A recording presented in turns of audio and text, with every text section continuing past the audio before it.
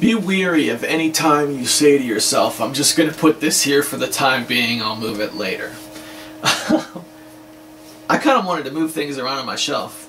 Let's just take a look at how things have changed over the past few weeks. I put up some Christmas lights. These are pretty cool.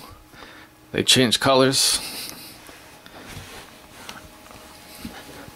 Alright. So this is my spot. Right, when I get home, my keys and stuff, they always go right here. I brought some games up from downstairs. Let's see. The problem is a lot of these, like, hardcore RPGs. Disgaea, if I dig into Disgaea, I'll probably end up playing that on Steam. But this is pretty sweet. Check this out, guys. Unreal Tournament for the PS2. This is a launch version. This is a launch game for the PS2 before it had online capabilities, before all that was turned on. So yeah, it's Unreal Tournament, but this is local multiplayer only. Check this out. That is a blue CD, DVD. All right.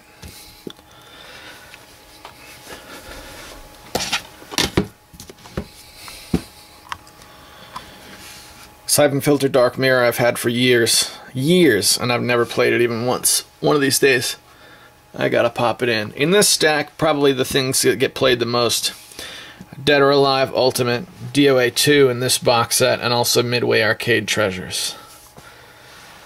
Now up here, this is where the new disc-based games have gone. Oop. It's my Red Dwarf patch. I had these all over the floor just a few nights ago. I spread them all out all over the floor, thinking I was going to swap games really quickly, and I just ended up playing Virtua Fighter 4 a whole lot. Here's the next thing I'm working on.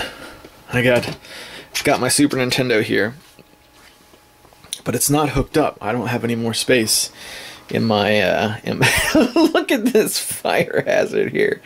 Oh geez. I don't have any place to plug it in.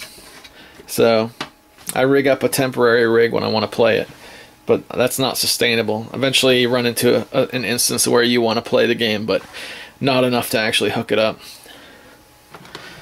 I want to get a jar from the thrift store for all these memory cards. Something similar to like a candy dish that you can put memory cards in, because memory cards, I think, are inherently kind of ugly.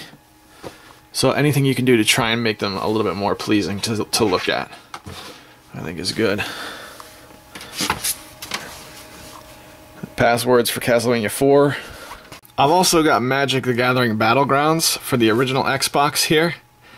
I gotta dig into that. That was sent to me by Hemrock, who's an awesome guy, quite a while ago. So that's cool. The original Xbox has been just so awesome to have up and running and playable. It's really big, so more often than not, there's not really a place for it, but I don't know. It's an awesome system. Here's something I'm not quite sure what to do with, but I don't want to get rid of. I got a big stack. These are PC CD-ROMs. I actually did pay the 17 bucks to get a good drive for my computer, so technically I can run these and play them, but a couple of them are surviving from when I was a teenager. Like, this is my original disc of Quake 2. Now I have this on Steam, and Steam is the version that I tend to play these days. But that ain't going anywhere. I'm sure as heck not getting rid of that. On top of that, we've got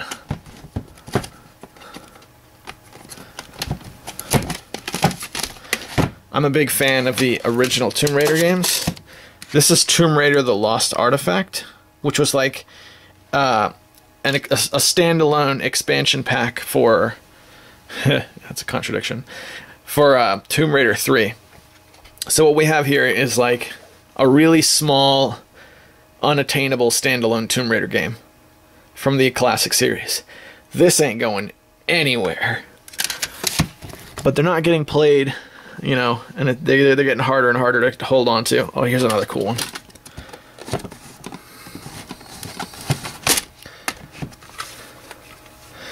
The original, well, I don't know if it's original, but the CD version of Wolfenstein 3D. I bought this complete in box. The big box edition was $5 back in 1999.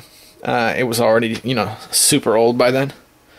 Now, I wish I still had the box. I don't anymore, but that has become a collector's piece.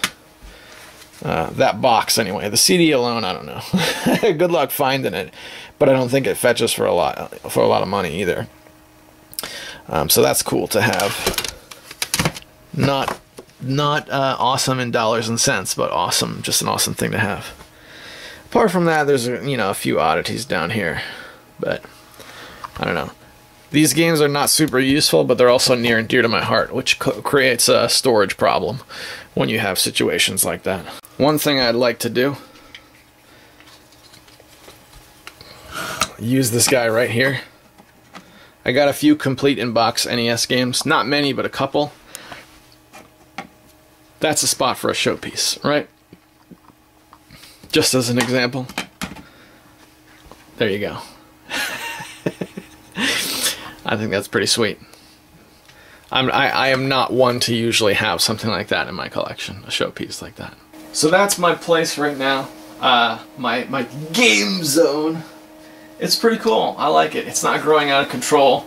I'm carefully choosing my purchases one by one, as opposed to just having a huge influx of games. And this is great. I haven't really had a place like this where the games can just cascade. And it's cool, you know. I've been entertaining my kids up here and stuff, which has been great. So that's all I got for you guys this time out. Thanks for tuning in. I am, as always, the curator of the family collection. See you in the next one.